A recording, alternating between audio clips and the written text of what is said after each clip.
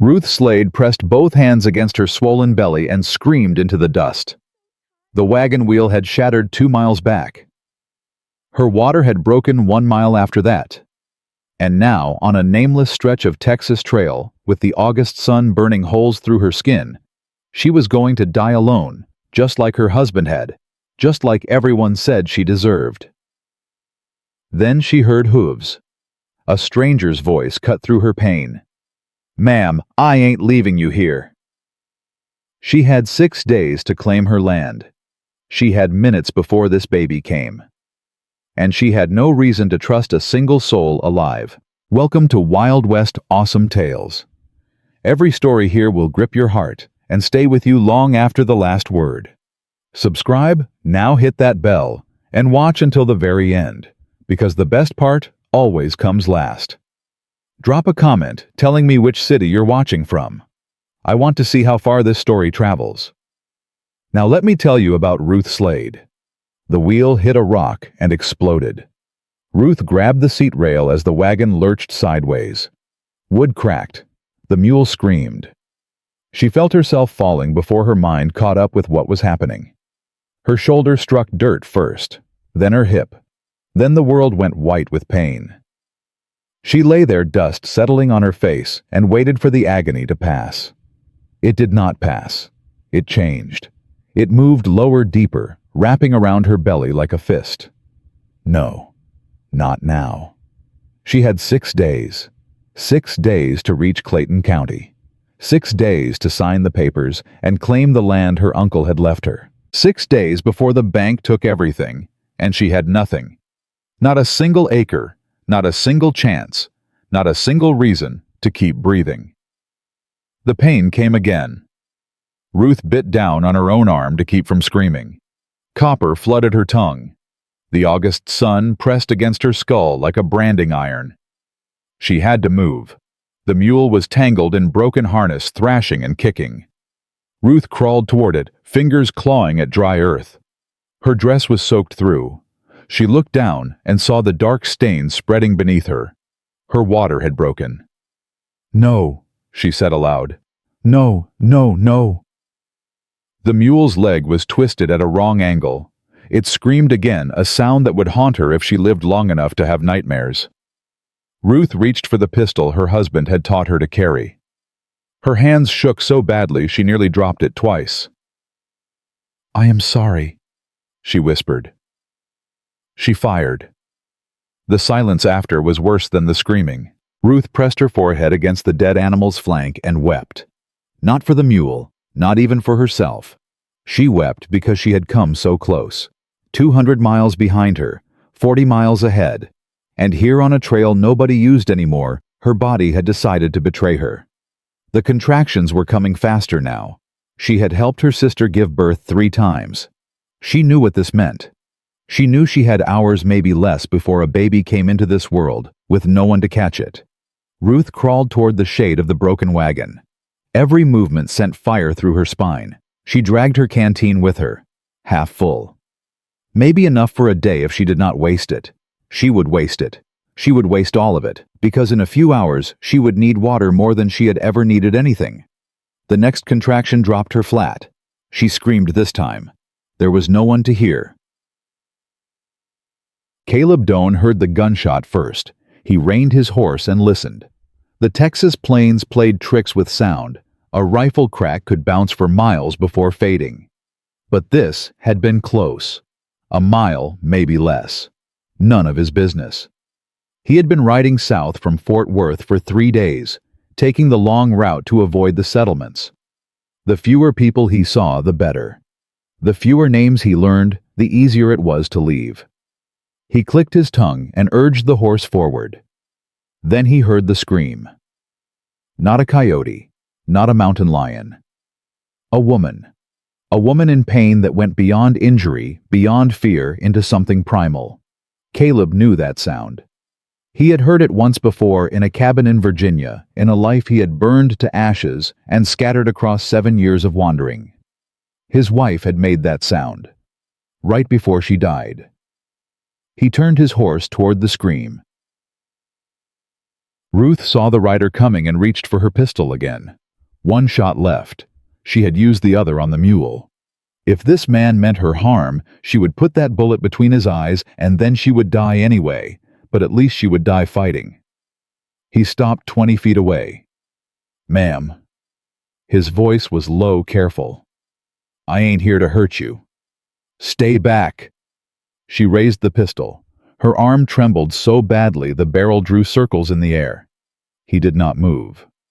"I heard the shot," he said. "Figured somebody might need help."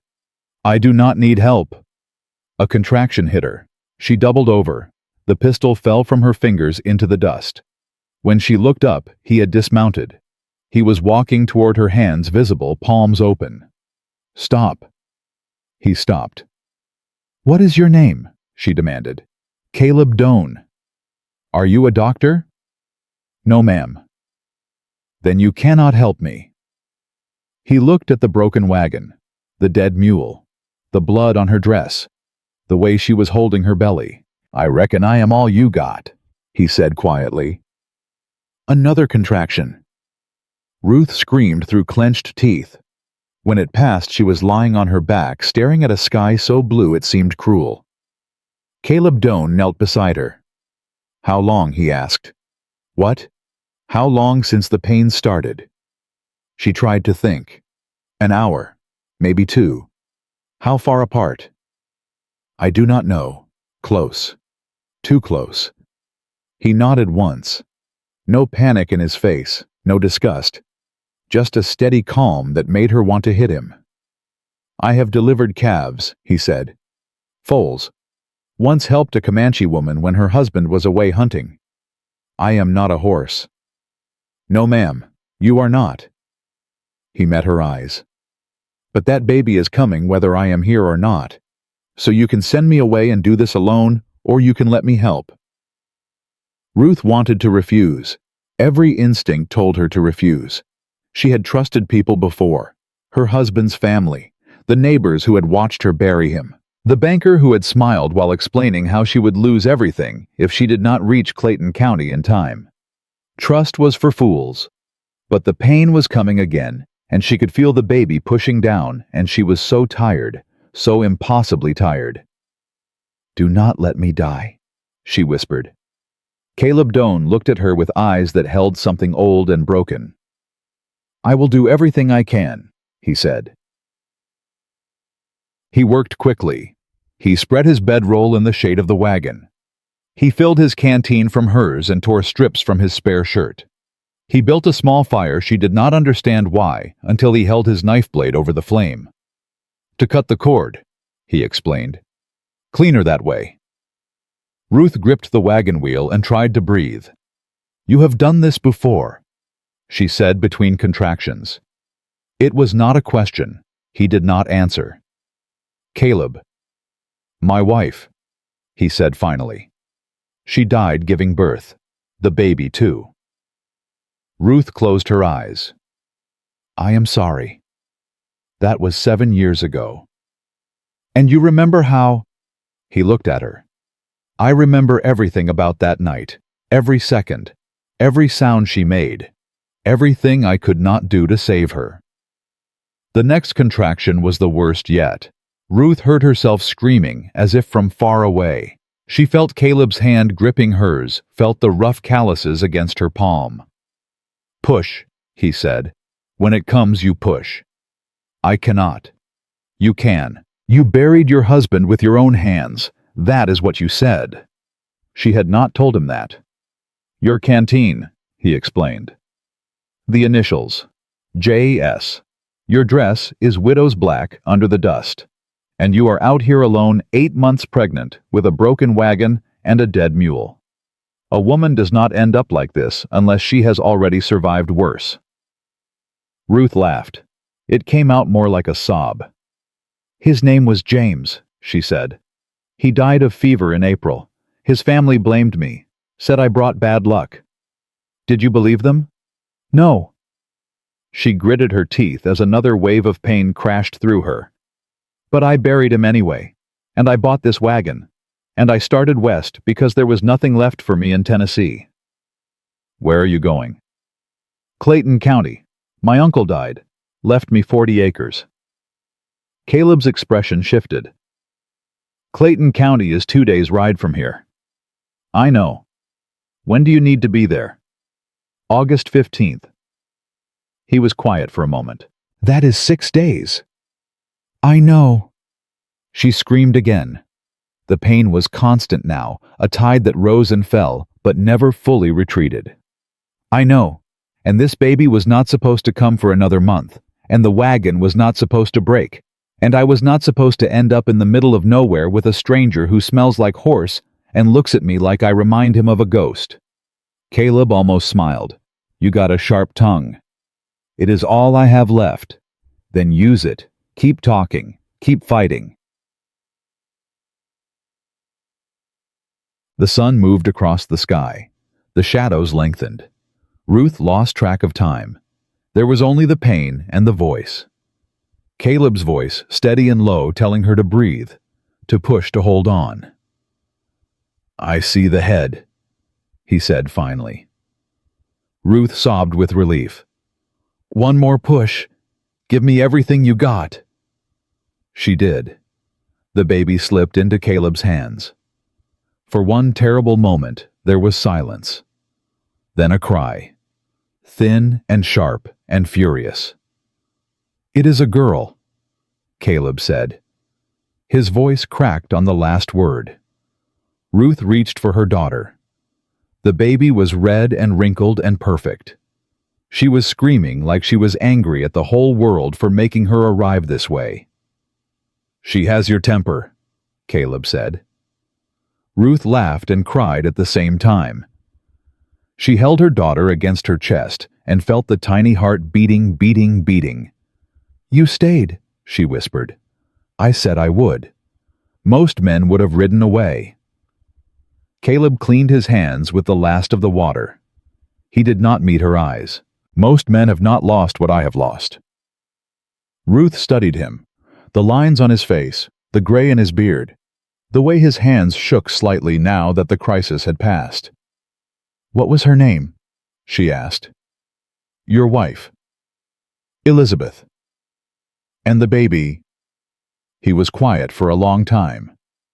We never got to name her. Ruth looked down at her daughter. The baby had stopped crying. She was rooting against Ruth's chest, searching for milk. My mother's name was Grace, Ruth said. I am going to call her Grace Elizabeth. Caleb's head snapped up. You do not have to. I want to. Ruth held his gaze. You saved our lives, both of us. That deserves more than a thank you. Something passed across his face. Something old and painful and almost like hope. Grace Elizabeth, he repeated softly. Gracie for short. The baby made a small sound, almost like agreement. Caleb stood and looked toward the horizon. The sun was sinking. The heat was finally breaking. We cannot stay here, he said. Your wagon is done, the mule is dead, and you just gave birth in the dirt. You need a roof, a bed, a doctor. There is no time. I have to reach Clayton County. You cannot ride, not tonight, not tomorrow. Then I will die trying. He turned to look at her. You are stubborn as a mule. The mule is dead. I am still breathing. Caleb shook his head. But Ruth saw the corner of his mouth twitch. There is a town 12 miles south, he said. Jessup's Hollow. Nothing much, a saloon, a general store, a boarding house. But the woman who runs the boarding house used to be a midwife. She can check you and the baby. Make sure nothing is wrong. And then we figure out how to get you to Clayton County in 6 days. Ruth stared at him. Caleb was already walking toward his horse. I was riding south anyway, he said over his shoulder. Clayton County is on the way. No, it is not. He stopped, turned. Ma'am, I just watched you give birth alone in the dirt after your wagon broke, and your mule died, and your husband's family threw you out. I watched you pick up a pistol and try to protect yourself even when you could barely see straight. He paused. I have met a lot of people in my life. Most of them quit when things got hard. You did not quit. That means something." Ruth did not know what to say. "Besides," Caleb added, "you named your daughter after my wife. Reckon that makes us something like family now." He mounted his horse and rode it over to where she lay. "Can you stand?" Ruth tried. Her legs buckled. Caleb caught her before she hit the ground. "I have you," he said. She wanted to argue. She wanted to insist that she could do this alone, that she did not need anyone, that trust was for fools, and she had learned her lesson. But her daughter was in her arms, and the sun was setting. And this stranger had stayed when everyone else had left. "Thank you," she whispered. Caleb lifted her onto his horse. He climbed up behind her and wrapped one arm around her waist to keep her steady. The baby nestled between them, already asleep. 12 miles, he said. "Can you hold on?" Ruth leaned back against his chest. She could feel his heartbeat, steady and strong. "I can hold on," she said. They rode south as the stars came out one by one across a Texas sky that did not care about their struggles, their losses, or their hopes. But Ruth Slade did not care what the sky thought. She had survived. Her daughter had survived.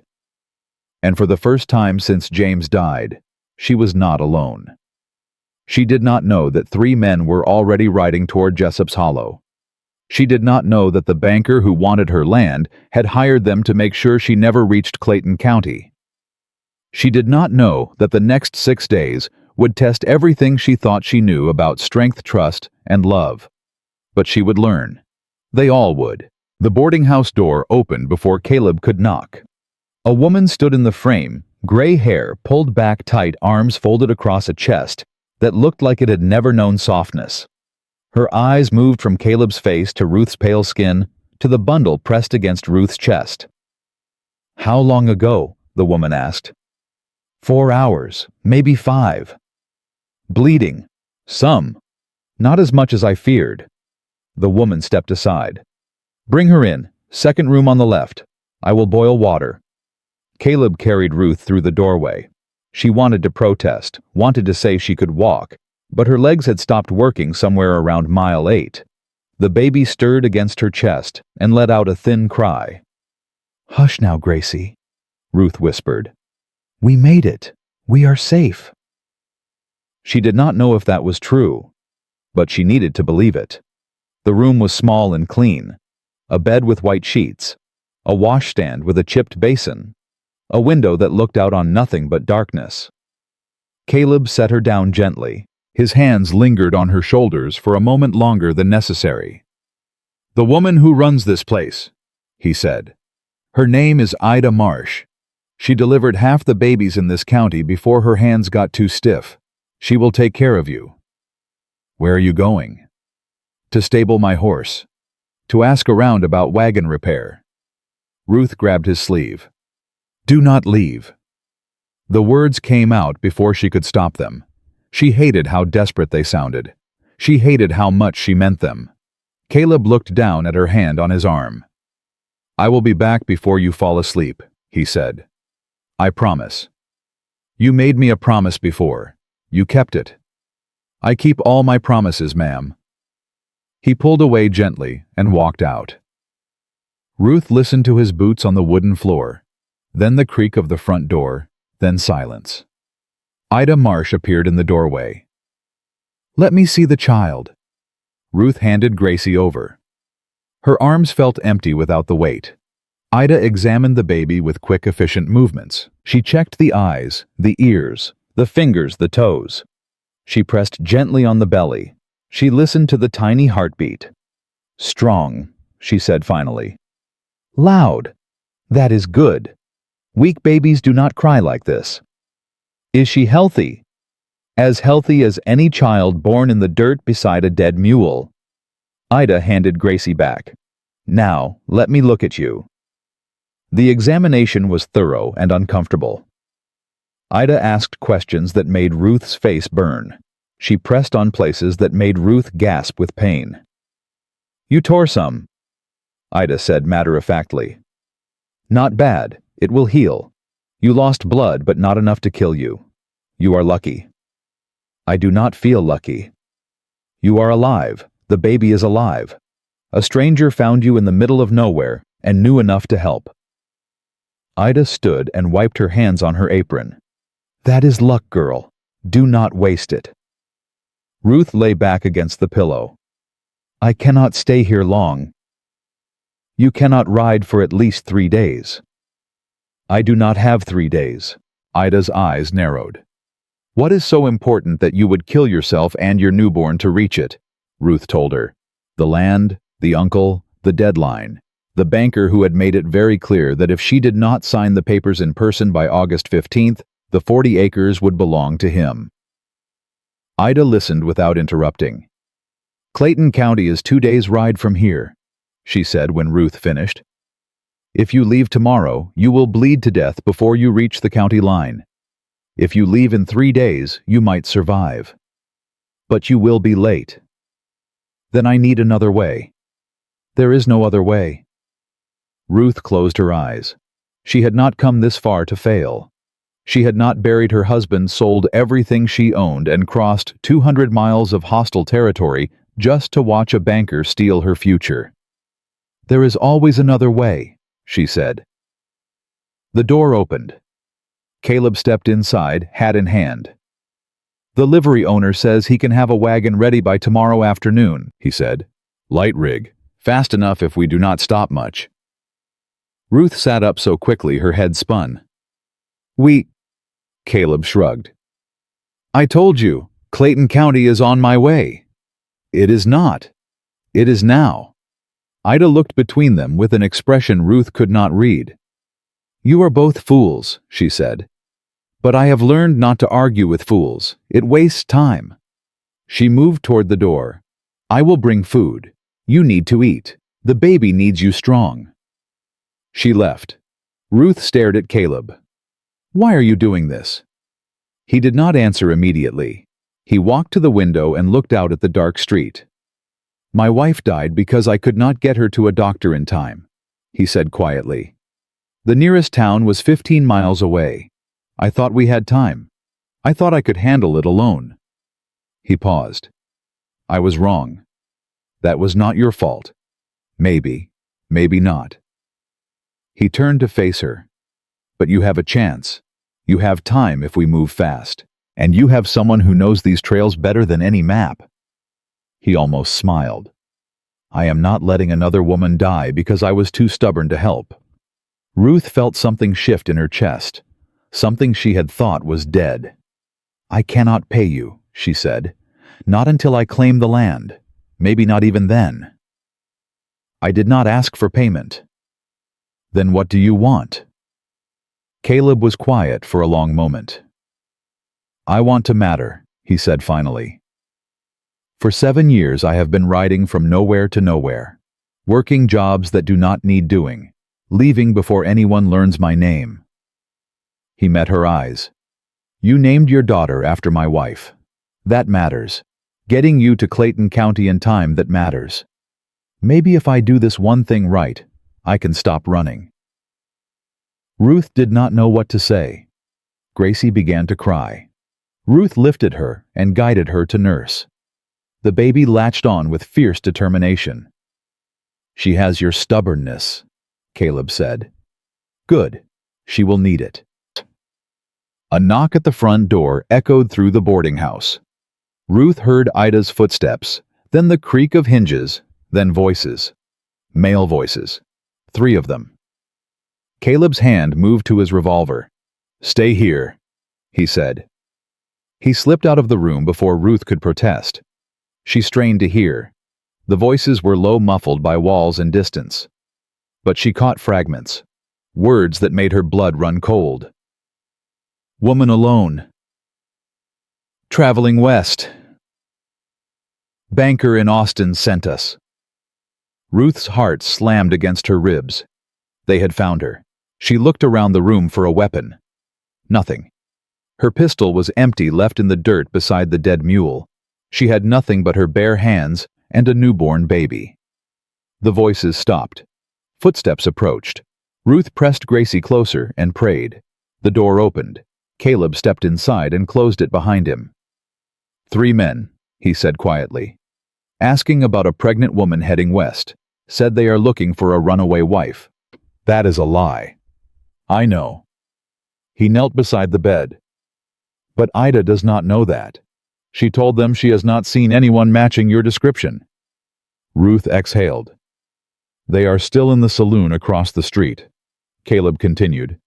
They are drinking. They are not leaving tonight. Then we leave tonight. You cannot ride. I can ride if it means staying alive. Caleb shook his head. You try to ride now, you will pass out before we clear the town. Then they will find us on the open trail with no cover and no chance. So what do? We wait until morning. They will sleep late, drinkers always do. We leave at first light. By the time they wake up, we will have a 4-hour head start. Ruth wanted to argue. Every instinct screamed at her to run, to move, to do something. But Caleb was right. She could barely sit up without trembling. She could not fight. She could not flee. All she could do was trust him. 4 hours is not much, she said. It is enough if we are smart. And if they catch up? Caleb's jaw tightened. Then I will deal with them. Ruth studied his face, the hard lines, the old scars, the eyes that had seen too much. Have you killed men before? Yes. How many? Enough. She should have been frightened. She should have pulled away from this stranger who carried death in his hands as easily as other men carried rope. But she was not frightened. She was grateful. Get some sleep, Caleb said. I will watch the door. You need sleep too. I have gone longer without. He settled into the chair by the window, revolver across his lap. Ruth watched him for a moment, then let her eyes close. Gracie was warm against her chest. The bed was soft beneath her aching body. And somewhere in the darkness, a man she had known for less than a day was keeping guard over her like she mattered. Ruth Slade had stopped believing in miracles when her husband died. But tonight, she wondered if she had been wrong. The hours crawled past. Ruth slept in fragments, waking every time Gracie stirred, every time a board creaked, every time her own dreams turned to nightmares. In one dream, she was back in Tennessee. James was alive. He was smiling at her across the breakfast table, reaching for her hand. Then his skin turned gray. His eyes went hollow. His voice became the banker's voice, cold and cruel. You will never make it, he said. You will die on that trail, and no one will remember your name. Ruth woke, gasping. Caleb was at her side in an instant. Easy, he said. You are safe. I dreamed. She stopped, shook her head. It does not matter. It matters if it scares you that bad. Ruth looked at him in the thin pre-dawn light. My husband's family told me I was cursed, she said. They said I brought bad luck wherever I went. They said James would be alive if he had never married me. Do you believe that? No. She paused, but some nights in the dark it feels true. Caleb sat on the edge of the bed, not too close, but close enough. After Elizabeth died, I blamed myself for 2 years. Told myself I should have done more, should have known more, should have been something other than what I was. He looked at his hands. Then one day I realized that blame does not bring back the dead. It just keeps you from living. Is that why you started writing, to stop blaming yourself? I started writing because I could not stand to be still. Every time I stopped moving, I heard her voice. I saw her face. He met Ruth's eyes. But lately the running has not been working as well as it used to. Ruth did not know what to say to that. Gracie stirred and began to fuss. Ruth lifted her and guided her to nurse again. The baby was hungry. Good. Hungry meant healthy. We should go soon, Caleb said. Sun will be up in an hour. I am ready. Can you stand? Ruth pushed herself upright. Her legs trembled, but they held. I can stand. Caleb nodded. He moved to the door, then stopped. Ruth. Yes. Whatever happens out there, whatever we face, I want you to know something. He turned to look at her. You are not cursed. You are not bad luck. You are the strongest woman I have ever met. And I will get you to Clayton County if it is the last thing I do. Ruth felt tears prick her eyes. Do not make promises you cannot keep. I told you before, I keep all my promises. He walked out to ready the wagon. Ruth stood alone in the small room, her daughter in her arms, her future uncertain. She had 6 days to cross 2 days of hostile territory. She had a newborn baby who needed her alive. She had 3 men hunting her who would not stop until they found her. And she had Caleb Doan. It was not much, but it was more than she had yesterday. The wagon was waiting when Ruth stepped outside. Small light with a canvas cover to shield from the sun. 2 horses instead of 1. Caleb had paid for them with money he would not explain. It will be rough, he warned as he helped her up onto the seat. But faster than anything else I could find. Rough does not scare me. I am beginning to understand that. Ida Marsh appeared on the boarding house porch. You are fools, she called out.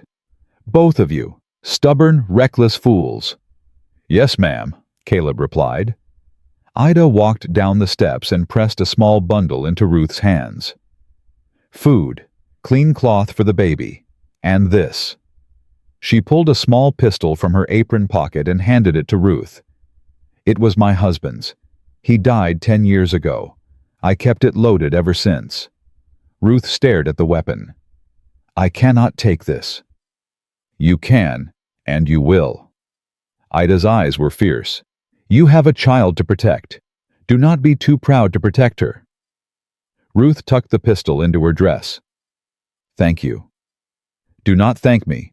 Just survive. Caleb flicked the reins. The wagon lurched forward. Ruth looked back once. Ida was still standing on the porch, arms folded, watching them go. Then the road curved, and the boarding house disappeared behind them. How far to the next town? Ruth asked. 40 miles. Place called Dry Fork. We can make it by nightfall if the road holds. And after that? Another 30 to Clayton County. We push hard, we can make your deadline with a day to spare. Ruth nodded. A day to spare. It sounded like a lifetime. They rode in silence for the first hour.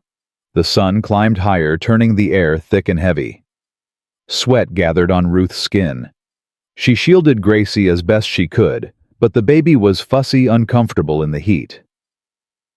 There is a creek 2 miles ahead, Caleb said. We can stop.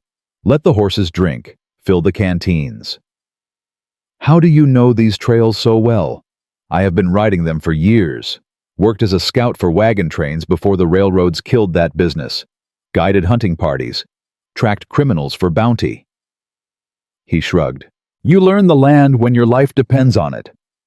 Is that how you got the scar on your wrist? Caleb glanced down at his left arm. The scar ran thick and white from his wrist to his elbow. No, he said. That was something else. He did not elaborate. Ruth did not press. The creek appeared ahead, a thin ribbon of water cutting through brown grass. Caleb pulled the wagon to a stop and jumped down. Stay here, he said. I will check the banks, make sure we are alone. He disappeared into the brush.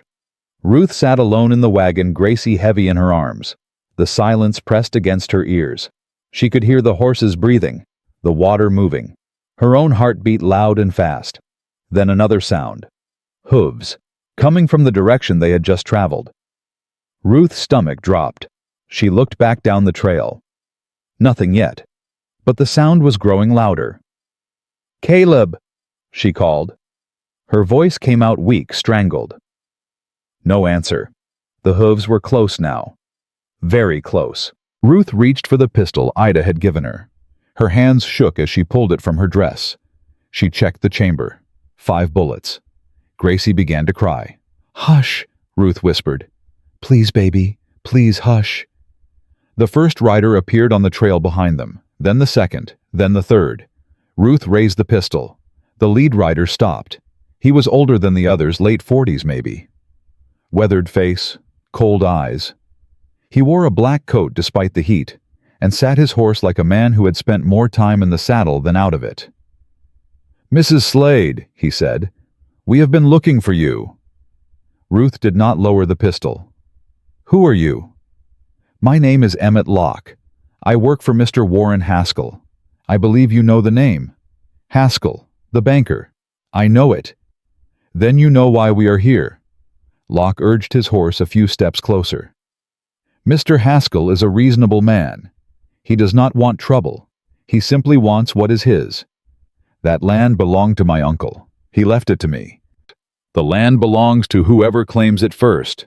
And you, Mrs. Slade, are not going to reach Clayton County in time. Watch me." Locke smiled. It did not reach his eyes. "You are alone. You just gave birth. You are 100 miles from anywhere that matters." He spread his hands. "Be reasonable. Sign the papers I have in my saddlebag, transfer the claim to Mr. Haskell, and you can go wherever you like. He will even give you $50 for your trouble." $50 for 40 acres. $50 for your life, Mrs. Slade. That seems like a fair trade. Ruth's finger tightened on the trigger. "I buried my husband with my own hands," she said. "I crossed 200 miles of wilderness while carrying his child. I gave birth in the dirt beside a dead mule, and you think I am going to hand over everything I have left for $50? Locke's smile faded. "I was hoping you would be sensible. I was hoping you would leave me alone. I guess we are both disappointed." The two younger men exchanged glances. One of them reached for his rifle. "I would not do that," a voice said from behind them. Caleb stepped out of the brush revolver leveled at Locke's chest. "There are 3 of us," Locke said calmly. "One of you." "That is true. But I will kill you first, and you know it." Caleb moved closer. "So here is what is going to happen. You are going to turn around. You are going to ride back to Austin, and you are going to tell Mr. Haskell that Ruth Slade is going to claim her land, and there is not a damn thing he can do about it." Locke studied Caleb for a long moment. "You are the one from the boarding house. The one Ida lied for. I am the one who is going to put a bullet through your skull if you do not start moving in the next 10 seconds. Silence stretched between them. Then Locke laughed. A low, humorless sound. "You know what I used to be?" he said. "I used to be a farmer. Had a little place outside San Antonio. 30 acres. A wife. A son." His voice hardened. "Then the drought came. Then the bank came. They took everything. My land. My home. My family. I do not care about your story. You should, because I learned something important when I lost it all." Locke leaned forward in his saddle. "I learned that this world belongs to the strong. The weak get crushed. That is not cruelty. That is truth. And now you crush other people for money. Now I survive." Caleb's finger did not waver on the trigger. "Last chance," he said. "Leave." Locke looked from Caleb to Ruth. His eyes lingered on the baby in her arms. "You know I cannot do that," he said quietly. "Haskell would have me killed. I am sorry, Mrs. Slade. I truly am." He reached for his gun. Caleb fired. The shot hit Locke in the shoulder. He jerked backward, clutching at the wound. Blood poured between his fingers. The 2 younger men drew their weapons. Ruth fired. Her shot went wide, but it made them hesitate. In that moment of confusion, Caleb fired twice more. The first man fell from his horse. The second wheeled his mount and fled, vanishing down the trail. Locke slumped in his saddle, barely holding on. "Finish it!" he gasped. "Go ahead." Caleb walked toward him, revolver raised. "Caleb," Ruth said. "Wait." He stopped. Ruth climbed down from the wagon. Her legs nearly buckled, but she forced them to hold. She walked to Locke's horse and looked up at the bleeding man. "You said you lost everything," she said. Your land. Your family. I understand that. I lost my husband. I lost my home. I lost everyone who was supposed to love me. Locke stared at her. But I did not become a monster, Ruth continued. I did not start hurting other people because I was hurt. That was a choice you made. And this is a choice I am making. She stepped back. Right away, tell Haskell whatever you want. But if I see you again, I will not ask Caleb to wait. Locke looked at her for a long moment. Something shifted in his eyes. Not respect exactly, but recognition. You remind me of my wife, he said quietly. She would have done the same thing. Then maybe you should think about what she would say if she saw you now. Locke did not answer. He turned his horse with difficulty, one hand pressed against his bleeding shoulder. This is not over, he said. Haskell will send more men. Let him. Locke rode away, slowly disappearing around the bend in the trail. Ruth stood there trembling, the pistol still clutched in her hand. Caleb approached her. That was brave, he said. That was stupid. Sometimes they are the same thing. He took the pistol from her shaking fingers and helped her back to the wagon. Gracie was screaming. Ruth gathered her close and held her tight. We need to move, Caleb said. That other rider will tell Haskell where we are. More men will come. Then let them come. Caleb looked at her. You meant what you said back there, about not becoming a monster. Every word. Most people would have let me kill him. Ruth met his eyes. I am not most people. Caleb climbed onto the wagon seat beside her. He flicked the reins and the horses started forward. No, he said quietly. You are not. They rode on toward Dry Fork, leaving the body behind them, leaving the blood soaking into the dirt, leaving everything that had tried to stop them. Ruth held her daughter and watched the trail ahead. 5 days now. 5 days to reach Clayton County. 5 days to claim her future. She would make it. She had to. The road to Dry Fork stretched long and brutal under the August sun. Ruth felt every bump, every rock, every jolt in her bones.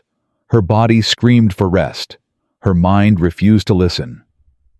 Gracie slept against her chest, unaware of the danger behind them or the distance ahead. Ruth envied her daughter that peace. You need to eat, Caleb said. I am not hungry. I did not ask if you were hungry. I said you need to eat. He reached behind the seat and pulled out the bundle Ida had given them. The baby needs you strong. You cannot nurse if you do not eat. Ruth wanted to argue. She was tired of being told what she could and could not do, but he was right and she knew it. She took the bread and dried meat he offered. Thank you. Do not thank me. Thank Ida. They rode in silence for a while. Ruth chewed without tasting. Her thoughts kept returning to Locke, the look in his eyes when she told him to ride away. The way his voice had softened when he mentioned his wife. You are thinking about him, Caleb said. How do you know? Your face changes when you think hard. Your jaw gets tight. Ruth did not know how to respond to that. She did not know anyone had ever watched her closely enough to notice. He was not always like that, she said finally. Locke. You could see it. Something broke him. A lot of things break men out here, but not all broken men become what he became. Caleb was quiet for a moment. No, he agreed. Not all of them. What about you? He glanced at her. What about me? You said you lost everything. Your wife, your daughter, 7 years of running. Ruth met his eyes. Why did you not become like Locke? Caleb turned back to the road. Some days I wonder the same thing. That is not an answer. It is the only one I have. Ruth let it go. She understood that some questions did not have neat answers. Some wounds did not heal clean. The sun climbed higher. The heat pressed down like a physical weight. Ruth's dress clung to her skin, soaked through with sweat. She pulled the canvas shade lower over Gracie, trying to keep the worst of it off the baby. "There is a trading post up ahead," Caleb said. "Maybe 2 miles. We can stop, get water, rest the horses. Is it safe? Safer than staying out here." Ruth nodded. She did not have the energy to argue. The trading post appeared sooner than expected, a low building of sun-bleached wood with a corral out back. A few horses stood in the shade tails flicking at flies. No other wagons, no other travelers. Caleb pulled up to the hitching rail and jumped down. "Wait here," he said. "I am tired of waiting." "Ruth, I have been sitting in this wagon for hours. My legs are cramping. My back feels like someone is driving nails into it." She shifted Gracie to her other arm. "I am going inside with you." Caleb looked like he wanted to argue, then he sighed. "Fine, but stay close." The inside of the trading post was dim and cool. Ruth's eyes took a moment to adjust. When they did, she saw shelves lined with supplies, flour, sugar, ammunition rope. A counter ran along the back wall. Behind it stood a man with a face like old leather and eyes that missed nothing. "Help you?" he asked. "Water," Caleb said, "and whatever food you have that travels well." "Got jerky, got hardtack, got some dried apples if you want something that does not taste like dust." "All of it." The man nodded and began gathering supplies. Ruth wandered toward the shelves, Gracie still in her arms. She found a stack of blankets, thin but clean. She picked one up, softer than anything she had now. "You want that?" the man called. "How much?" "2 bits." Ruth did not have 2 bits. She did not have anything except the clothes on her back and the land she was trying to reach. "I will cover it," Caleb said. "You do not have to." "I know I do not have to." He walked over and took the blanket from her. "But Gracie needs something better than my spare shirt to sleep in." Ruth felt heat rise to her cheeks. "I will pay you back when I claim the land. You do not owe me anything. I owe you everything." Caleb looked at her. Something passed between them, something Ruth did not have words for yet. "Then we are even," he said quietly, "because you gave me something I have not had in 7 years. What is that? A reason to keep writing?" The trading post owner cleared his throat. "You folks want this stuff or not?" Caleb turned away and paid for the supplies. Ruth stood there, heart pounding, trying to understand what had just happened. She did not have time to figure it out. The door burst open. 3 men walked in. Different from Locke's crew, younger, rougher, with the look of men who had stopped caring about consequences a long time ago. The leader was tall and thin, with a scar that ran from his temple to his jaw. He scanned the room, eyes landing on Ruth and the baby. "Well now," he said. "What do we have here?" Caleb stepped in front of Ruth. "We do not want trouble." "Nobody ever does." The scarred man smiled. "But trouble has a way of finding folks anyway." He nodded toward Ruth. "That your woman? She is under my protection." "Protection?" The man laughed. "That is a fancy word for a dusty cowboy with a worn-out revolver." He took a step closer. "I heard there is a banker in Austin paying good money for a pregnant widow heading west. You would not happen to know anything about that, would you?" Ruth's blood went cold. "We are just travelers," Caleb said. "Passing through." "Sure you are." The scarred man looked past him at Ruth. "Pretty thing, even with the baby weight. Bet she cleans up real nice." Ruth felt rage rise through her fear. "I am standing right here," she said. "You can talk to me directly." The man's eyebrows rose. "Got a mouth on her, too. I like that." "You would not like what I do with it." Caleb put a hand on her arm. Warning. The scarred man studied them both for a long moment. "Here is how this is going to work," he said. "You are going to hand over whatever money you have. Then you are going to climb back in that wagon and ride east, back where you came from. And if we do not, and if we do..." The man's hand moved to his gun. Then we are going to have a problem. Ruth's fingers tightened on Gracie. The baby stirred, sensing the tension. "Mr. the trading post owner said from behind the counter, "I do not want any shooting in my place." "Then stay out of it." "I cannot do that." The owner raised a shotgun Ruth had not seen him holding. "These folks are customers. That means they are under my protection while they are in here." The scarred man's smile faded. "You would shoot a man over strangers. I would shoot a man over principle." The owner's voice was steady. "Now you and your boys can buy something or you can leave. But if you reach for that gun again, I will spread you across my floor." Silence stretched thin and dangerous. Then the scarred man laughed. "All right, old-timer, all right." He held up his hands and backed toward the door. "We will leave your precious customers alone." His eyes found Ruth. "But we will be outside, and you cannot stay in here forever." He walked out. His men followed. The door swung shut. Ruth realized she had been holding her breath. She let it out in a rush. "Thank you," she said to the owner. "Do not thank me yet." He lowered the shotgun but did not put it away. "Those boys are not leaving. They will wait until dark, then come back, or they will follow you when you leave." "Then what do we do?" The owner looked at Caleb. "There is a back way out, through the storeroom. It leads to a dry wash that runs north for about a mile before it turns east. If you are quiet and you move fast, you can get a head start before they realize you are gone." Caleb nodded. "Show me." Ruth followed them through a narrow doorway into a cramped storeroom. The owner pointed to a wooden hatch in the floor. "Crawl space goes under the building and comes out behind the corral. Your wagon is too big. You will have to take one of my horses. I cannot pay." "Call it a loan."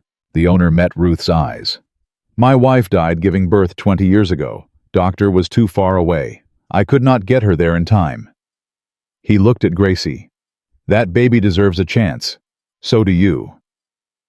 Ruth felt tears threaten. "What is your name?" "Samuel. Samuel Briggs. I will remember it." "You just get to Clayton County. That will be payment enough." Caleb lifted the hatch. A wave of stale air rose from below. "I will go first," he said. "Hand me Gracie, then follow." Ruth hesitated. Handing her daughter to anyone, even Caleb, went against every instinct.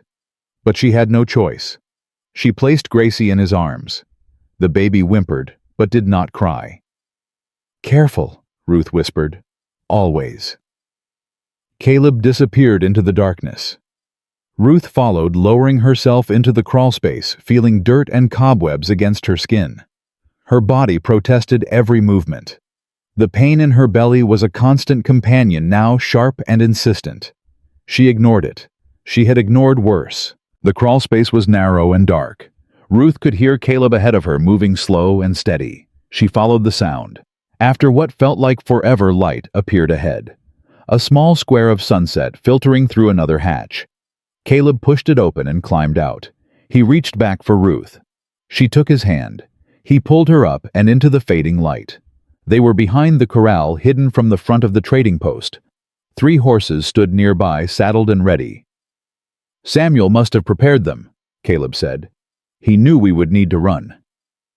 "Good men know trouble when they see it." Caleb helped Ruth onto one of the horses. He handed Gracie up to her, then mounted his own horse. "We ride north first," he said, "then cut east when we hit the main trail." "How far to Dry Fork?" 20 miles, maybe more." Ruth looked down at Gracie. The baby was awake now, eyes wide and dark in the dying light. "We will make it," she told her daughter. She hoped it was true. They rode hard through the dusk. Ruth's body screamed. Her stitches pulled with every stride. She felt wetness between her legs and knew she was bleeding again.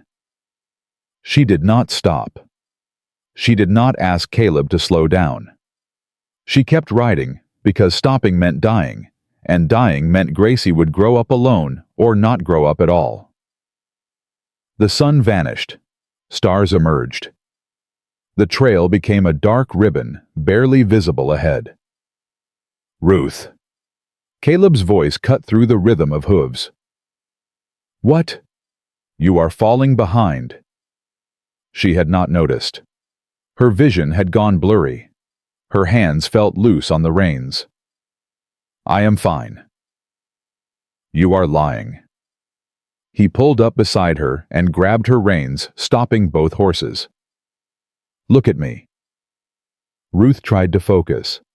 Caleb's face swam in and out. "You are white as a ghost," he said. "And you are bleeding. I can see it on the saddle." "I said I am fine." "And I said you are lying." His voice was sharp. "You push yourself to death out here. Gracie loses her mother. Is that what you want? Of course not. Then stop acting like your life does not matter." Ruth felt anger flare. "My life is the only thing that matters. My life is the only thing between my daughter and nothing. Do you understand that if I die, she has no one, no family, no home, no future?" Tears burned her eyes. "So I cannot die. I do not have permission to die. I have to keep going no matter what, because she needs me." Caleb was quiet for a moment. "She needs you alive," he said finally, "not dead. And if you keep riding like this, you will be dead before sunrise." "Then what do you want me to do? Let me help." Ruth stared at him. "I have been letting you help." "No, you have been tolerating my help while pretending you do not need it." He leaned closer. "There is a difference. You are so used to doing everything alone that you do not know how to accept help when it is offered. But I am offering, and I need you to accept, not because you are weak, because you are strong enough to know when strength means letting someone else carry part of the weight." Ruth felt something crack inside her, something she had been holding together for months, maybe years. "I do not know how," she whispered. "You start by trusting me." "I trust you." "Then prove it. Let me hold Gracie. Let me lead the horse. Let yourself rest." Ruth looked at her daughter. Gracie was watching her with those dark, serious eyes. "If I let go," Ruth said, "I am afraid I will not be able to hold on again." "Then I will hold on for both of us." Ruth closed her eyes. The pain was overwhelming now. Her whole body felt like it was coming apart. "Okay," she breathed. "Okay." Caleb reached over and took Gracie from her arms. He tucked the baby inside his coat close to his chest. "Now hold on to the saddle horn," he said. "I am going to tie your reins to mine. The horse will follow. All you have to do is not fall off." Ruth gripped the saddle horn. Her knuckles went white. "Do not let her fall," she said. "Never." They rode on through the darkness. Ruth drifted in and out of consciousness. Sometimes she heard Caleb's voice low and steady talking to Gracie, or talking to her, she could not always tell which. Once she heard him singing. A lullaby, soft and off-key. She wanted to ask where he had learned it. She could not find the words. The next thing she knew, there were lights ahead. Buildings, people. "Dry Fork," Caleb said. "We made it." Ruth tried to respond. Her mouth would not cooperate. She felt herself sliding, falling. Then arms caught her. "I have you," Caleb's voice said. "I have you." Ruth surrendered to the darkness. She woke in a bed she did not recognize. Panic seized her. She sat up too fast and the world spun. Easy. Caleb was there, sitting in a chair beside the bed. Gracie was in his arms, sleeping peacefully. "Where?" "Dry Fork, the doctor's house. You passed out on the horse." Ruth reached for Gracie. Caleb handed her over without hesitation. The baby stirred, then settled against Ruth's chest. "How long?" "6 hours. Sun is almost up." Ruth's heart dropped. 6 hours. We lost 6 hours. You almost lost your life. Caleb's voice was firm. The doctor said you were bleeding inside. He had to stitch you up again. Another hour on that horse, and you would have bled out. Ruth fell back against the pillow. "I cannot afford to lose time." You cannot afford to die either." She looked at him. He looked as tired as she felt, dark circles under his eyes, stubble thickening on his jaw. "Did you sleep at all?" "Some." "Liar." He almost smiled. "I stayed awake to make sure you kept breathing. Seemed important." Ruth felt that crack inside her widen. More walls falling, more defenses crumbling. "Caleb." "Yes." "Why are you doing this? Really? The truth this time." He was quiet for a long moment. "Because when I found you on that trail, you were the first person in 7 years who needed me. Not my skills, not my gun. Me." He paused. "And when I held Gracie for the first time, I remembered what it felt like to matter to someone, to be more than just a drifter passing through." "You matter," Ruth said. "You matter to us." "I know." He met her eyes. "That is why I am terrified. Of what? Of what happens when we reach Clayton County, when you claim your land and build your life and do not need me anymore." Ruth reached out and took his hand. "Maybe I will always need you," she said. "Did you ever think of that?" Caleb looked at their joined hands. "I thought about it," he admitted. "Late at night, when I was supposed to be sleeping. And I told myself not to hope, because hope has a way of destroying men like me. Men like you, men who have already lost everything once." Ruth squeezed his hand. "Then maybe it is time to find something new." Before Caleb could respond, the door opened. A man walked in, short balding, with spectacles perched on a round nose. He carried a black bag. "Ah, you are awake," he said. "Good. I am Dr. Morgan. How do you feel?"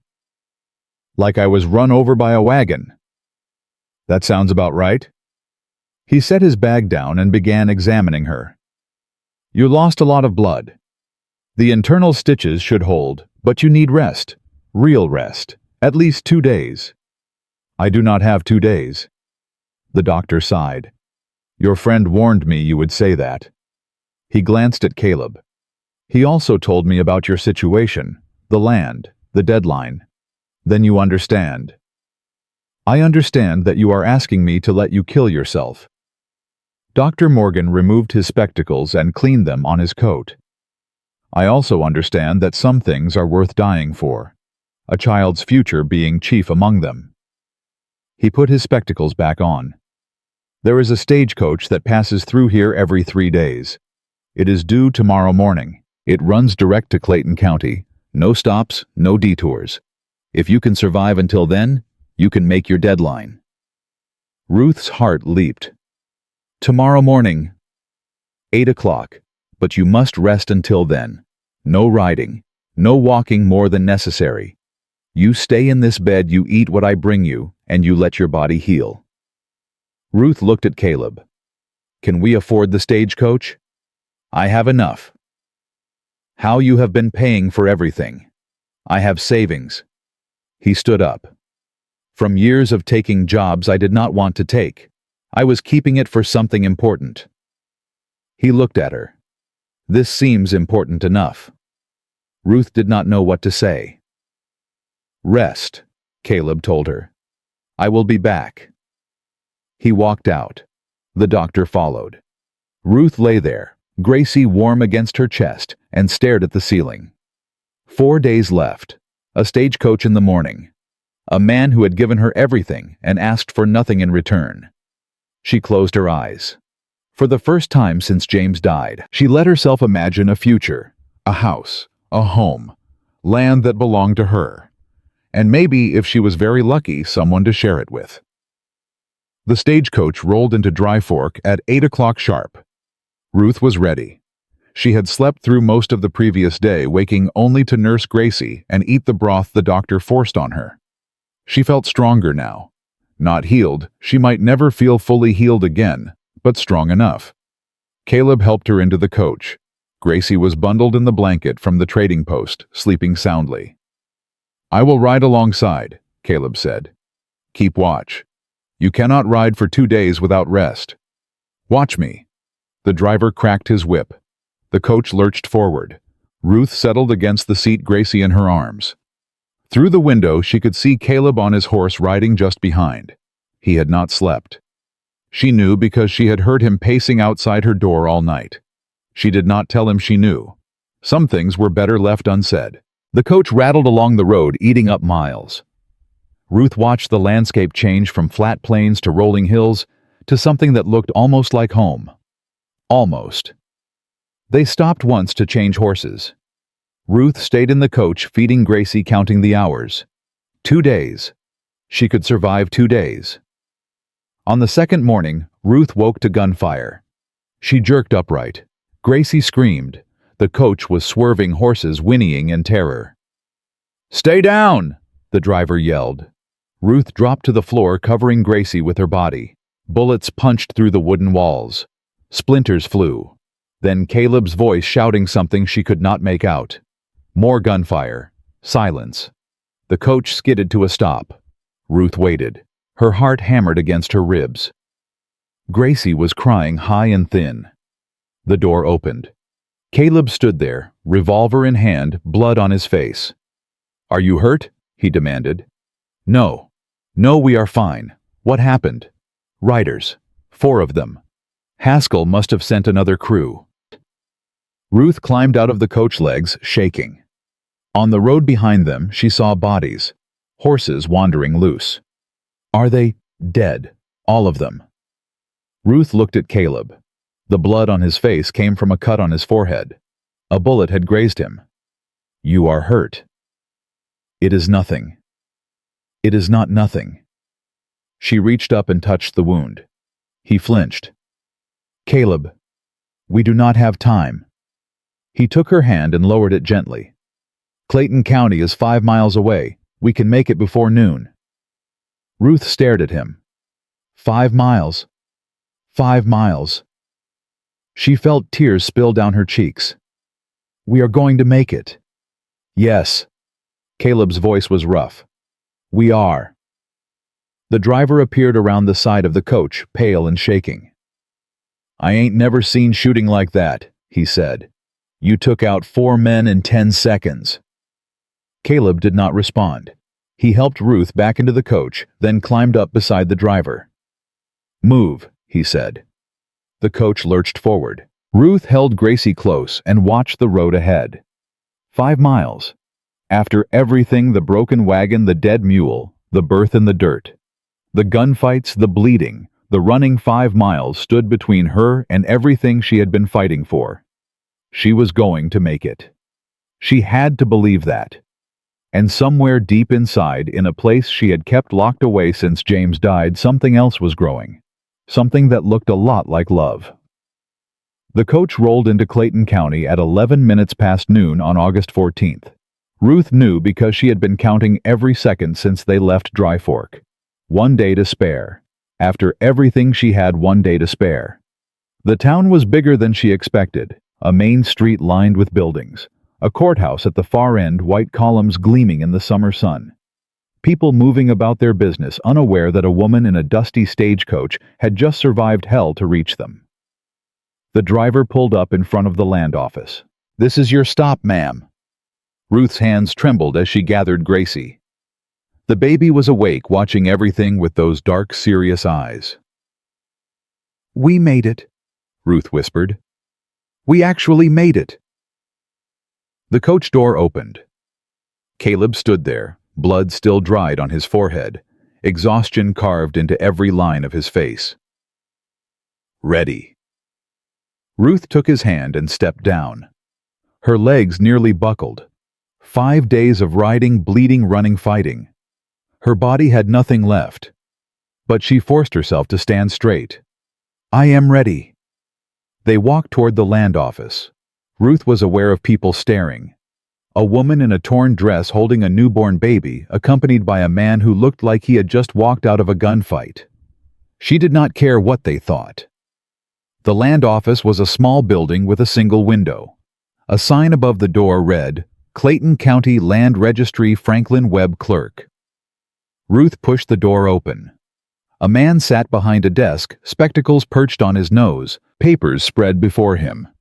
He looked up as they entered. "Can I help you?" "My name is Ruth Slade. I am here to claim the land left to me by my uncle Thomas Harmon." The clerk's expression shifted. Something flickered in his eyes, surprise maybe, or recognition.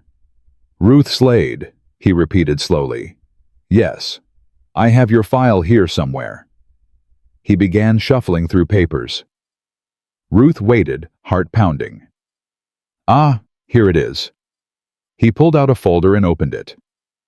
40 acres on the South Fork of Willow Creek, left to you by Thomas Harmon, deceased. He looked up. "You are a day early, Mrs. Slade." "I know. Most folks in your situation do not make it at all." "I am not most folks." The clerk studied her for a long moment. Then he nodded. "No, I reckon you are not." He pulled out a form and dipped his pen in ink. "I will need you to sign here, and here, and here." Ruth signed. Her hand shook, but the signatures were clear. "That is it?" she asked. "The land is mine." "Almost." The clerk blotted the signatures and set the form aside. "There is one more step. The deed must be witnessed and stamped by Judge Crawford. His office is in the courthouse. He should be available this afternoon." "Where is the courthouse?" "End of Main Street. You cannot miss it." Ruth took the papers he handed her. "Thank you." "Do not thank me yet, Mrs. Slade." The clerk's voice dropped slightly. "Warren Haskell arrived in town 2 days ago. He has been asking questions about you, about your claim." Ruth's stomach tightened. "What kind of questions?" "The kind that suggest he does not intend to let you walk away with that land." The clerk glanced at Caleb, then back at Ruth. "Be careful." They walked out into the sunlight. "Haskell is here," Ruth said. "I heard." "He is not going to stop. Even after everything the men he sent the ambush, he is not going to stop." Caleb's jaw tightened. "Then we finish this. Today." They walked towards the courthouse. Ruth felt eyes on her the entire way. Watching. Waiting. The courthouse doors were tall and heavy. Caleb pushed them open. Inside the building was cool and quiet. Their footsteps echoed on marble floors. A clerk directed them to Judge Crawford's chambers on the second floor. They climbed the stairs. Ruth's legs burned with every step. She held Gracie tighter. The judge's door was open. Inside, behind a massive wooden desk, sat an older man with silver hair and a face that had seen decades of frontier justice. He looked up as they entered. "Mrs. Slade, I presume?" "Yes, sir. I have been expecting you." He gestured to the chairs before his desk. "Please sit." Ruth sat. Caleb remained standing near the door, hand resting on his revolver. Judge Crawford noticed, but did not comment. "I have reviewed your claim," he said. "The paperwork is in order. Your uncle's will is valid. The land is rightfully yours." Ruth felt tears prick her eyes. "Then I can—" "However," the word hit her like a physical blow. "There has been a competing claim filed. Mr. Warren Haskell of Austin contends that your uncle owed him a significant debt. He argues that the land should be seized to satisfy that debt before any inheritance can be transferred. That is a lie. Perhaps. But the claim has been filed and I am required by law to hear both sides before making a ruling." Ruth leaned forward. "Judge Crawford, I have crossed 300 miles to reach this office. I gave birth on the trail. I nearly died twice. Men tried to kill me to prevent me from getting here." Her voice shook with fury and exhaustion.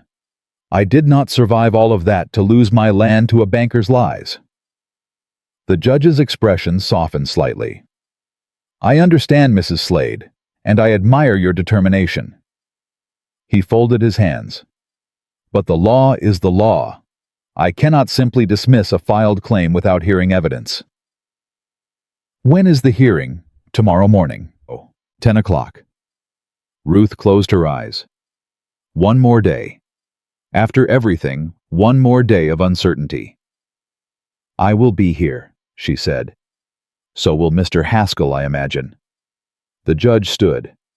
In the meantime, I suggest you find somewhere to rest. You look like you need it. Ruth and Caleb walked out of the courthouse in silence. On the steps, Ruth stopped. He is going to take it from me, she said. After everything, he is going to take it. No, he is not. You heard the judge. There is a hearing. Haskell has lawyers' money connections. I have nothing. You have the truth. The truth does not always win. Caleb turned to face her. Listen to me. In the last 5 days, I have watched you give birth alone, shoot at men trying to kill you, ride until you bled, and refuse to quit when any sane person would have given up. His voice was fierce. You did not survive all of that to lose to a banker in a courtroom. You are going to walk into that hearing tomorrow and you are going to fight. And you are going to win, because that is what you do. You fight. You survive. You win. Ruth stared at him. How can you be so sure? Because I know you. He stepped closer. Better than I have known anyone in 7 years. And I know that you do not lose. Not when it matters. Ruth felt something break inside her. All the walls she had built, all the armor she had worn. It crumbled. I am scared, she whispered. I know. What if I fail? What if Gracie grows up with nothing because I could not? You will not fail. Caleb took her face in his hands. And even if you did, which you will not. Gracie would not grow up with nothing. She would grow up with a mother who fought for her, who crossed an entire territory for her, who refused to give up no matter what. His thumbs brushed away tears she had not realized she was crying. That is not nothing, Ruth. That is everything. Ruth reached up and gripped his wrists. Caleb. Yes. When this is over, when I have my land and my future, will you stay? He was quiet for a long moment. Do you want me to stay? Yes. The word came out without hesitation. I want you to stay. I want Gracie to know you. I want... She stopped, took a breath. I want to stop running too. Caleb leaned his forehead against hers. Then I will stay. Promise. I promise. They stood there on the courthouse steps in the middle of a town full of strangers, and Ruth felt something she had not felt since James died. Hope. Real hope. The kind that did not hurt to hold. The boarding house in Clayton County was nicer than any place Ruth had stayed since leaving Tennessee. Clean sheets. A real bed. A window that looked out on the main street. She fed Gracie and changed her and laid her down to sleep. The baby fussed for a moment, then settled. Ruth sat on the edge of the bed and stared at nothing. Tomorrow. Everything came down to tomorrow. A knock at the door. Come in.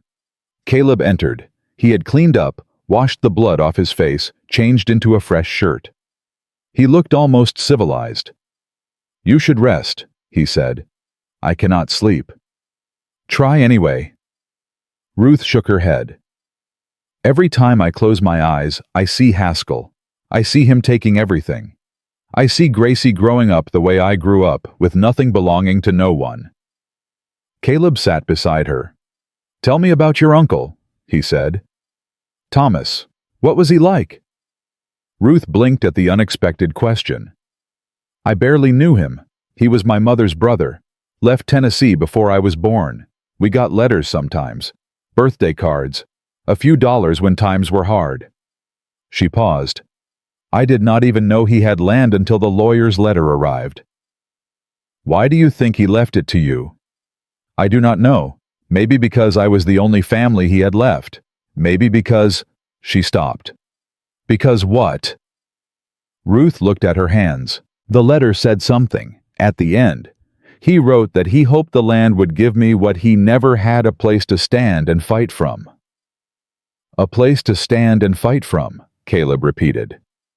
He never married, never had children, spent his whole life moving from place to place, working other people's land. Ruth felt tears rise again. I think he wanted me to have roots, the kind he never gave himself. Then honor him. Go into that hearing tomorrow and fight for what he gave you. What if I do not know how? You do. Caleb took her hand. You have been fighting your whole life. You just did not realize it. Ruth looked at him. Stay with me tonight. Ruth. Not like that. Just... She squeezed his hand. Just stay. I do not want to be alone. Caleb nodded. I will stay. He moved to the chair by the window. Ruth lay down on the bed, Gracie beside her. Caleb. Yes. Thank you. For everything. You already thanked me. I will keep thanking you until it feels like enough. It already feels like enough. Ruth closed her eyes. With Caleb's presence solid in the room and Gracie's warmth beside her, sleep finally came. She dreamed of green fields and clear water and a house with a porch where she could sit and watch the sunset. She dreamed of home. The courtroom filled early. Ruth had not expected an audience, but word had spread overnight. The widow who had crossed the territory to claim her land was facing off against the Austin banker. People wanted to see the show. She sat at a table on the left side of the room. Caleb stood behind her. Gracie was in her arms, miraculously quiet. Across the aisle, Warren Haskell sat at another table. He was younger than Ruth expected, maybe 40, with slicked back hair and a suit that cost more than everything she owned combined. He looked at her once, smiled. The smile made her skin crawl. Judge Crawford entered. Everyone rose. Be seated. The judge took his place behind the bench. We are here to determine the rightful ownership of 40 acres on the South Fork of Willow Creek, formerly belonging to Thomas Harmon, deceased. He looked at Haskell. Mr. Haskell, you have filed a claim against the inheritance. State your case. Haskell stood. Thank you, Your Honor. The matter is simple. Thomas Harmon borrowed $3,000 from my bank in 1876. He used the land as collateral. He never repaid the debt. By law, the land belongs to the bank, which is to say to me. Do you have documentation of this loan? I do. Haskell handed a sheaf of papers to the clerk, who passed them to the judge. Crawford examined them for a long moment. Mrs. Slade, do you have anything to say in response? Ruth stood. Her legs shook, but her voice was steady. I have never seen those documents before, Your Honor. My uncle's will made no mention of any debt, and the lawyer who contacted me said the land was free and clear. The lawyer was mistaken, Haskell said smoothly. Or perhaps he did not have access to all the records. May I see the documents? The judge nodded. The clerk brought the papers to Ruth. She studied them. Numbers, dates, a signature at the bottom that was supposed to be her uncle's. Something was wrong. Your Honor, this signature is not my uncle's. Haskell laughed. With respect, Mrs. Slade, you admitted yourself that you barely knew the man. How would you know what his signature looked like? Because I have letters. Ruth reached into the bag at her feet and pulled out a bundle of envelopes. Birthday cards, notes he sent over the years, every one of them signed in his own hand. She held up one of the letters, then held up the loan document. Look at them. They do not match. Murmurs rippled through the courtroom. Judge Crawford took both documents and examined them closely. There are inconsistencies, he admitted. Your Honor, this is absurd, Haskell protested. A man's signature can change over time. These letters are dated within a year of the supposed loan. The handwriting is completely different. Haskell's face reddened. This woman is trying to distract from the facts. She has no standing, no resources. She is a penniless widow trying to steal land that rightfully belongs to... That is enough, Mr. Haskell. The judge's voice cut through the courtroom like a blade. I have seen many fraudulent documents in my years on this bench. I know forgery when I see it. Crawford set the papers down. Your loan agreement is a fabrication. Your claim is denied. You cannot. I can. And I am. The judge turned to Ruth. Mrs. Slade, the land is yours, free and clear. I will have the deed stamped and registered within the hour. Ruth felt the world tilt. She had won. After everything, the trail, the blood, the bullets, the running, she had won. Your Honor. Haskell was on his feet, face twisted with rage. "Mr. Haskell, I suggest you leave this courtroom before I have you arrested for fraud." Crawford's voice was cold. "And if I ever see you in my jurisdiction again, I will make sure you never see the outside of a prison cell." Haskell stared at the judge, then at Ruth. "This is not over," he said quietly. "Yes," Ruth replied. "It is." Haskell turned and walked out of the courtroom. His footsteps echoed on the marble floor. The doors slammed behind him. Silence. Then applause. The gallery erupted, people cheering, clapping, calling out congratulations. Ruth stood frozen, Gracie in her arms, unable to process what had just happened. Caleb's hand touched her shoulder. "You did it." She turned to look at him. "We did it." Judge Crawford stepped down from the bench and approached her. "Mrs. Slade, I owe you an apology. I should have examined those documents more carefully before allowing this hearing to proceed. You gave me a fair hearing. That is all I asked for. Your uncle was a good man. He helped a lot of people in this county before he passed." The judge smiled slightly. "I think he would be proud of you." Ruth felt tears spill down her cheeks. "Thank you, Your Honor." She walked out of the courtroom, out of the courthouse, into the sunlight. The world looked different now, brighter, fuller, more alive than it had been an hour ago. Caleb walked beside her. "What now?" he asked. Ruth looked down at Gracie. The baby was awake, watching her with those dark, serious eyes. "Now we go see our land." "Our land." Ruth turned to him. "You stayed when everyone else left. You fought when it would have been easier to walk away. You held my daughter when I could not hold myself upright." She reached up and touched his face. "That land is as much yours as it is mine, if you want it." Caleb was quiet for a long moment. "I told you I would stay." "I know, but I need to know if you are staying because you promised or because you want to. Does it matter?" "It matters to me." Caleb took her hand.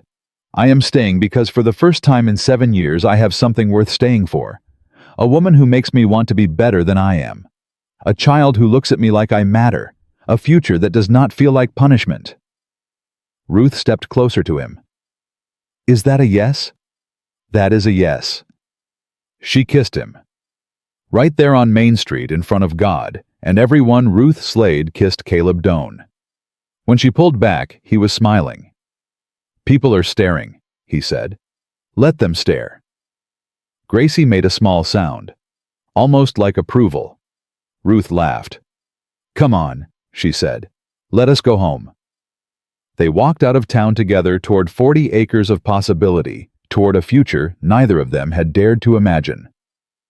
The sun was warm on their faces, and for the first time in longer than either could remember, the road ahead did not feel like running. It felt like arriving. The land stretched out before them, 40 acres of possibility under a Texas sky that seemed to go on forever. Ruth stood at the edge of the property line, Gracie in her arms, and felt something she had not felt in longer than she could remember. Peace. "This is it," Caleb said beside her. "This is yours." "Ours," Ruth corrected. He looked at her. She looked back. "Ours," he agreed. They walked the property together. The old cabin Thomas had built was still standing, small, weathered, but solid. The roof needed work. The door hung crooked on its hinges. But it was shelter. It was a start. "I can fix this," Caleb said, running his hand along the door frame. "New hinges. Some fresh timber for the roof. It will take time, but I can make it livable." "You know how to build." "I know how to do a lot of things." He almost smiled. 7 years of wandering teaches you that. Ruth stepped inside the cabin. Dust covered everything. A table stood in the corner, one leg broken. A fireplace dominated the far wall, cold and empty. But she could see it. She could see what it would become. A home. "We will need supplies," she said. "Food, tools, blankets for Gracie." I have enough money left for the basics. We can earn the rest.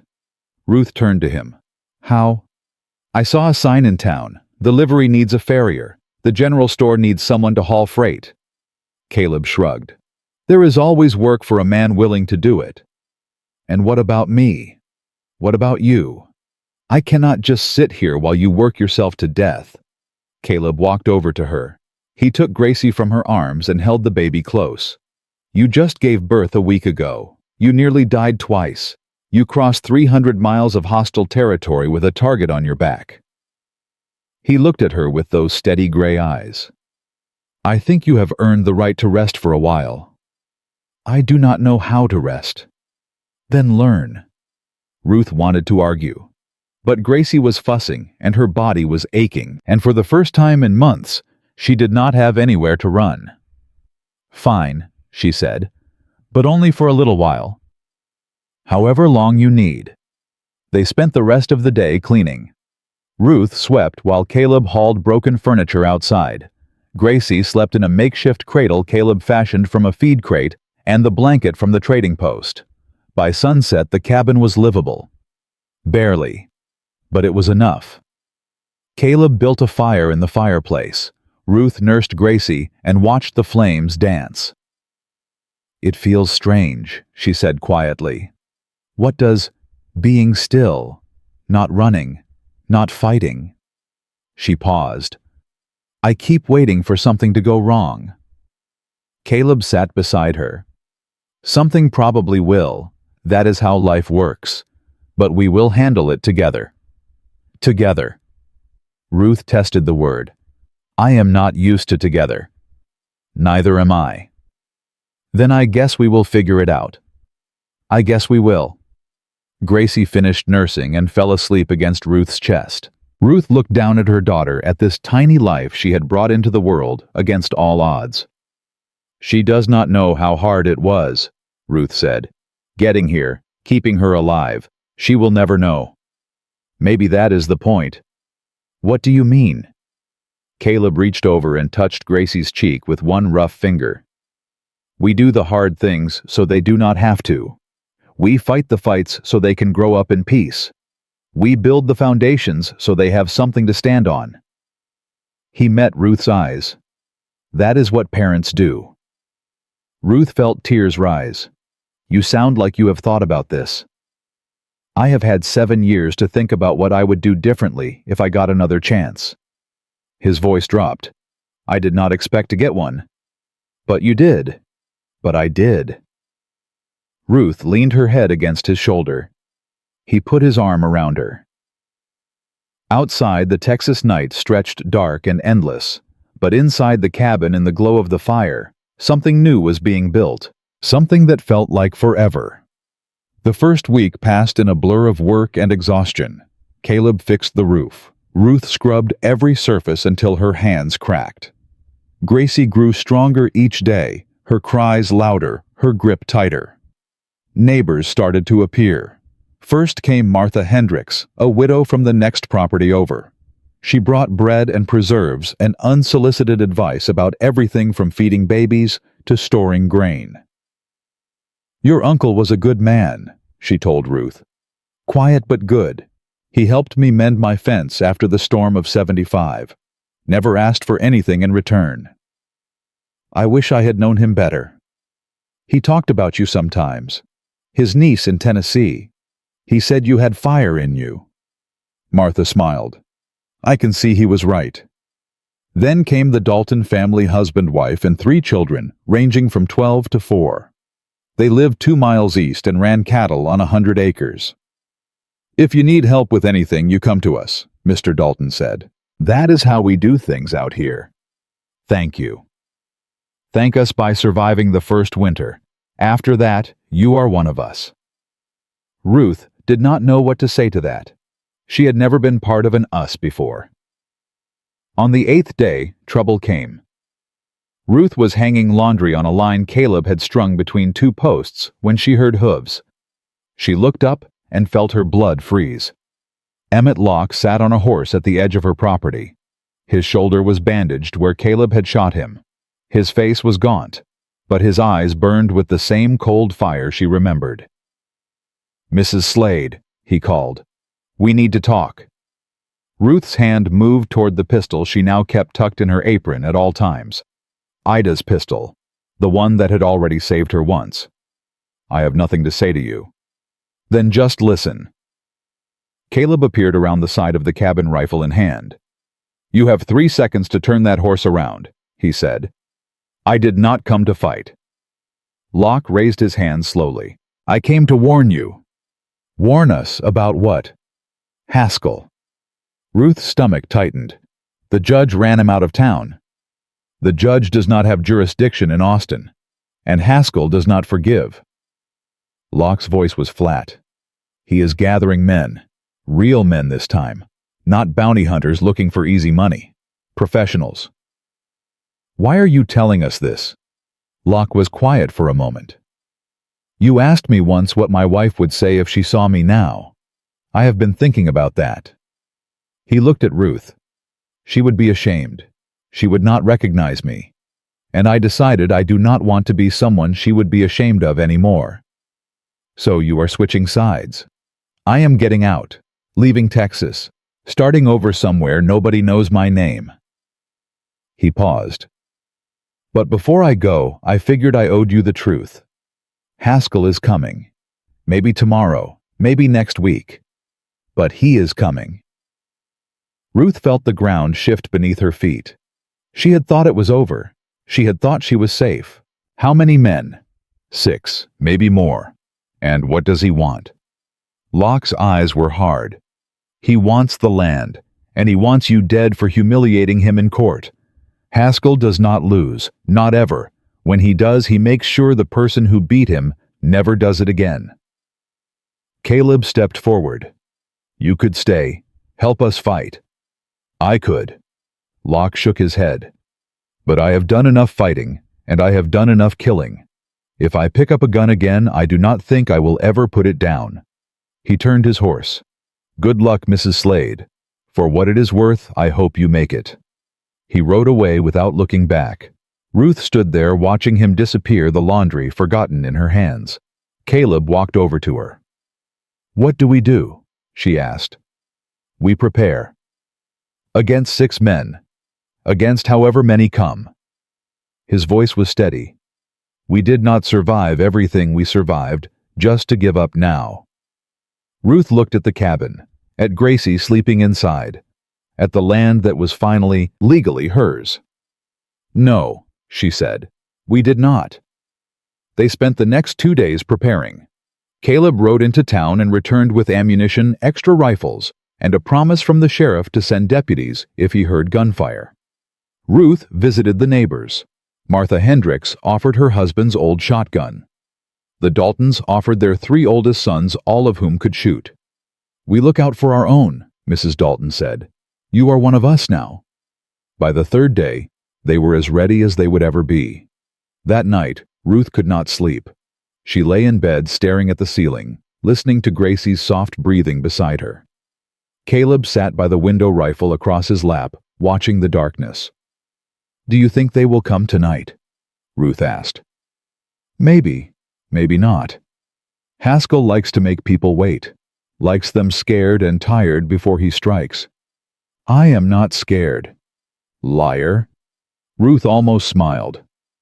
"All right, I am a little scared. That is normal. Are you scared?" Caleb was quiet for a moment. "I am scared of losing you," he said finally. "I am scared of watching you die the way I watched Elizabeth die. I am scared of failing again." "You did not fail her. I could not save her. That is not the same thing." Caleb looked at her. "It feels the same." Ruth got out of bed. She walked to the window and knelt beside him. "Listen to me. Whatever happens tomorrow, or whenever they come, I need you to know something." She took his hand. "You already saved me. You saved me on that trail. You saved me every day since. Even if everything goes wrong, you did not fail." "Ruth, I am not finished." She squeezed his hand. "If I die tomorrow, I die knowing that my daughter had a chance because of you. I die knowing that I was loved. I die knowing that I mattered to someone. Her voice cracked. That is more than I had a month ago. That is more than I thought I would ever have again. Caleb pulled her close. You are not dying tomorrow. You do not know that. I know that I will do everything in my power to prevent it, and I know that my power is considerable when properly motivated. Ruth laughed despite herself. That sounded almost like a boast. It was a promise. They sat there together watching the darkness, waiting for whatever was coming. Gracie slept on, unaware of the danger, and Ruth realized that this moment, this man, this fragile piece was worth fighting for, worth dying for if it came to that. But she intended to live. They came at dawn. 6 riders, just as Locke had said. They approached from the east silhouettes against the rising sun. Ruth stood on the porch, Gracie hidden inside with Martha Hendricks, who had arrived at first light with her shotgun and a grim expression. Caleb stood beside Ruth.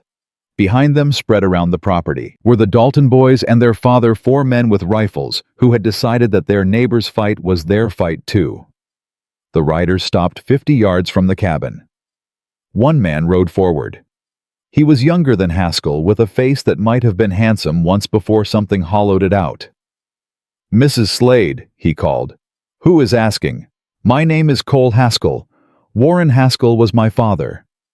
Was. Ruth caught the word. Your father? He died 3 days ago. Heart gave out. Cole's voice was flat. Left me his business, his debts, and his unfinished grudges. And you came to finish them. I came to understand them. Ruth felt the tension shift. Something unexpected was happening. What do you mean? Cole dismounted. He walked toward the porch, hands visible, no weapon drawn. Caleb's rifle tracked him every step. My father was a hard man, Cole said. He believed that strength was the only thing that mattered, that kindness was weakness, that mercy was for fools. He stopped 10 feet from Ruth. I grew up believing the same thing, until I watched him die alone with no one who loved him, with nothing but enemies and money. I am sorry for your loss. I am not. Cole's eyes met hers. I am relieved. And I am ashamed that I am relieved. He paused. He spent his last weeks obsessing over you. This woman in Texas who had beaten him, who had exposed his fraud, who had made him look foolish in front of a judge. Cole shook his head. He hired these men to kill you, paid them in advance. Ruth's hand tightened on her pistol. And now I am telling them to go home. Cole turned to face his riders. The job is canceled. You keep the money. You ride away. You forget you ever heard the name Ruth Slade. One of the riders, a big man with a scar down his cheek, leaned forward in his saddle. We rode 3 days for this. You cannot just. I am Warren Haskell's son and heir. I can do whatever I want. Cole's voice hardened. And what I want is to end this. My father's obsession dies with him. This woman keeps her land. We all go home alive. That is the only offer on the table. The scarred man looked at his companions. Ruth held her breath. Then the man shrugged. Money is money. Do not much care where it comes from. He turned his horse and rode away. The others followed. Just like that, it was over. Cole turned back to Ruth. I cannot undo what my father did, the men he sent, the fear he caused. But I can make sure it does not continue. Why? Because I looked at my father on his deathbed and I saw my future if I kept following his path. Alone. Hated. Forgotten the moment I stopped breathing. Cole's voice dropped. I do not want that. I want something different. And the only way to get something different is to be something different. Ruth studied him for a long moment.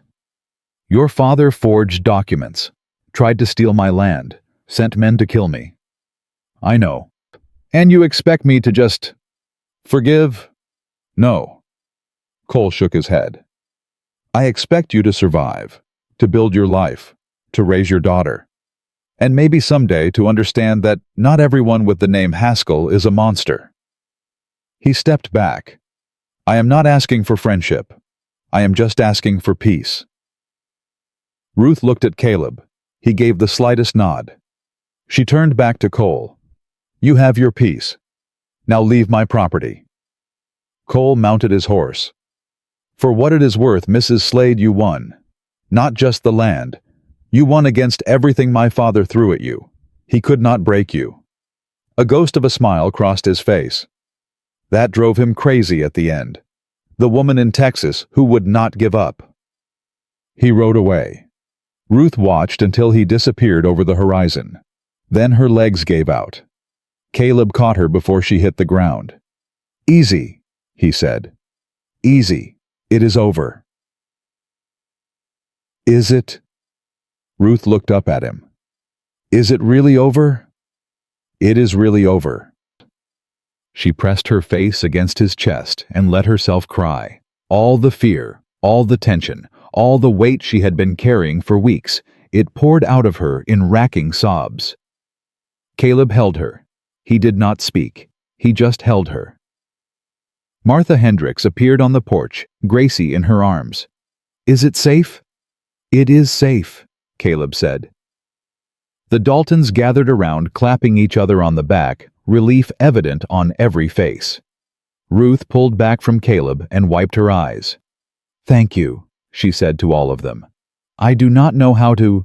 You do not have to know, Mr. Dalton said. You just have to do the same for someone else someday. Ruth nodded. She could do that. She would do that. Martha handed Gracie over. The baby was awake, watching everything with those dark, serious eyes. Your mama is stubborn, Ruth told her. I hope you inherit that. Gracie gurgled. Ruth chose to interpret it as agreement. 2 months passed. The cabin had a new roof. The door hung straight. Ruth had planted a garden behind the house, vegetables, herbs, a few flowers just because she could. Caleb had taken the farrier job in town. He left at dawn and returned at dusk, tired but satisfied. Ruth watched him transform day by day, the hollowness leaving his eyes, the tension leaving his shoulders, the ghost of a smile becoming something real. Gracie grew. She laughed now, a sound that made Ruth's heart ache with joy. She reached for things. She recognized faces. She knew her mother and she knew Caleb, and she smiled at both of them like they were the whole world. Because to her they were. On a warm September evening, Ruth sat on the porch she had built with her own hands, watching the sun sink toward the horizon. Caleb rode up the path and dismounted. He climbed the porch steps and sat beside her. Long day. Good day. He took her hand. The Hendricks boy brought his horse in, needed new shoes, paid me in eggs and butter. Eggs and butter are good. They are. They sat in comfortable silence. Then Caleb reached into his pocket and pulled out something small. A ring. Simple. Plain. A thin band of gold that caught the fading light. Ruth's breath stopped. I bought this in town, Caleb said. 3 weeks ago. Been carrying it around ever since, trying to find the right words.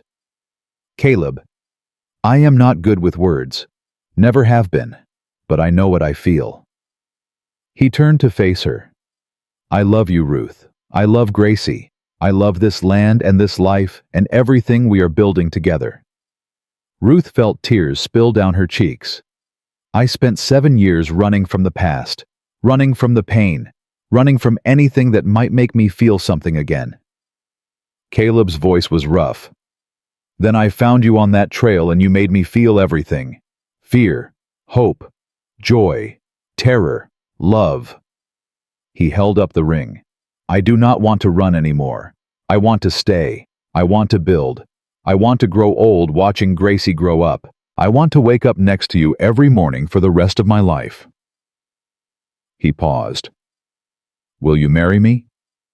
Ruth looked at this man who had saved her life, who had held her daughter before Ruth could hold herself, who had fought for her, bled for her, stayed when everyone else had left. Yes, she said. Caleb slipped the ring onto her finger. It fit perfectly. Then he kissed her slow and deep, and Ruth felt the last broken pieces of her heart finally click into place. Gracie made a sound from inside the cabin, a happy sound like she approved. Ruth laughed against Caleb's lips. Our daughter has opinions. She gets that from her mother. She gets her stubbornness from her mother. Her silence is all you. Caleb smiled, a real smile, the kind Ruth had not seen until recently. I reckon I can live with that. They sat on the porch together, watching the last light fade from the sky. Ruth held Caleb's hand, felt the ring on her finger, listened to Gracie babbling inside. She thought about everything she had lost. James, her home, her family, her belief that the world was fair. She thought about everything she had gained, this land, this man, this daughter, this community that had welcomed her as one of their own. She thought about her Uncle Thomas, who had given her something to fight for. She thought about Emmett Locke, who had chosen to change. She thought about Cole Haskell, who had broken the cycle. And she thought about herself. Ruth Slade, widow, mother, survivor, fighter, winner. She had come to Texas with nothing but a broken wagon and a desperate hope. She had nearly died more times than she could count. She had faced down killers, endured childbirth alone, and beaten a banker in his own courtroom. And now she was home. Not the home she had imagined, not the life she had planned. Better. Ruth Slade had learned something on that long, brutal trail across Texas. She had learned that strength was not about doing everything alone. It was about knowing when to accept help, when to trust, when to let someone else carry part of the weight. She had learned that love was not weakness. It was the reason to keep fighting when everything said to give up. She had learned that family was not just blood. It was the people who chose you, who stayed, who showed up when it mattered. And she had learned that home was not a place. It was the people who made you feel like you belonged. Ruth leaned her head against Caleb's shoulder and closed her eyes. She was not running anymore. She was not fighting anymore. She was just living. And that after everything was enough. No, it was more than enough. It was everything.